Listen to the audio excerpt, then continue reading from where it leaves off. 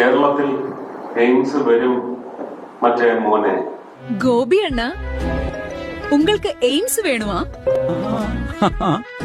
ஆமா, எனக்கு ரொம்ப பிடிக்கும்.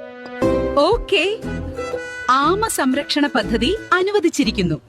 മൂന്നാം മോദി സർക്കാരിന്റെ മൂന്നാം ബജറ്റിൽ കേരളത്തിന് കുമ്പിളിൽ കഞ്ഞി തന്നെ. എയിംസ് വരും കെട്ടോടാ മറ്റേ മോനെ എന്ന് കേരളീയരെ നോക്കി കേന്ദ്രമന്ത്രി ആക്രോശിച്ചിട്ട് അധിക നാളായിട്ടില്ല. പക്ഷേ എയിംസ് ഇല്ല. സാധാരണ കേന്ദ്ര ബജറ്റ് അവതരിപ്പിച്ചു കഴിഞ്ഞാൽ കേരളത്തിന് ആനമുട്ട എന്നായിരുന്നു പറയാറ്.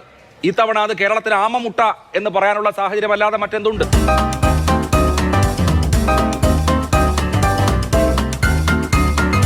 കടലോളം പ്രതീക്ഷിച്ചു, ആമയോളം കിട്ടി. കേന്ദ്ര ബജറ്റിൽ കേരളത്തിന് ഇത്തവണ കിട്ടിയത് ഒന്നാം തരം ഒരു ആമമുട്ടയാണ്.